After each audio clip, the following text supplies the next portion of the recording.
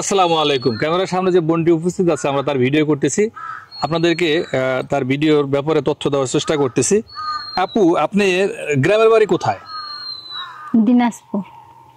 সেই সুদূর দিনাজপুর থেকে ঢাকা আমাদের সন্ধান আপনি কিভাবে পেলেন?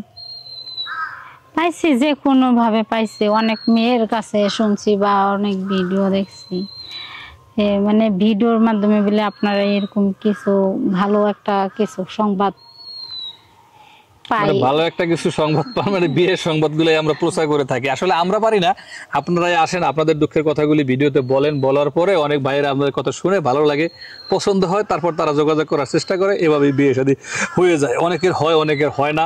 আচ্ছা, যদি এই ভিডিওর মাধ্যমে আপনি বিয়ে না হয় দুঃখ পাবেন? না, দুঃখ পাবার কি আছে? তাইলে মনে করবো আমার ভাগ্যে নাই, আর বিয়ে নাই, সিঙ্গেল থেকে যাবেন। দেখি, চেষ্টা করে দেখবো, যদি হয়তো হইলো, না হইলে তো আর করার কিছু নাই। জোরের কিছু নাই।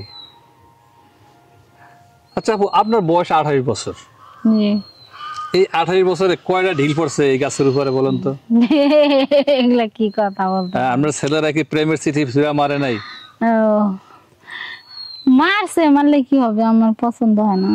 কেন পছন্দ হয় না? একটা ওকে ভালো মানুষ কারণ নাই? শুনেন ভাইয়া, এখনকার ছেলেরা সংসার করতে চায় না, এখনকার ছেলেরা মজা করতে চায়। তাই আমি চাই না আর কারো মজার পাত্রী হইতে, ঠিক আছে? এই জন্যই। আপনার কি মজা করার বয়স আছে এখন বলেন? না। তো এখন আপনার বয়স 28 বছর, যে ভাইরা বিয়ে করবে তারা নিশ্চয়ই বিবাহিত হবে।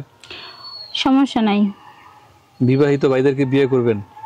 করবো। যে বউ না থাক, বউ না মানে বউ নাই, বাকি বউ মরে গেছে, চলে গেছে, বা বউ অসুস্থ, এরকম হলে করবেন।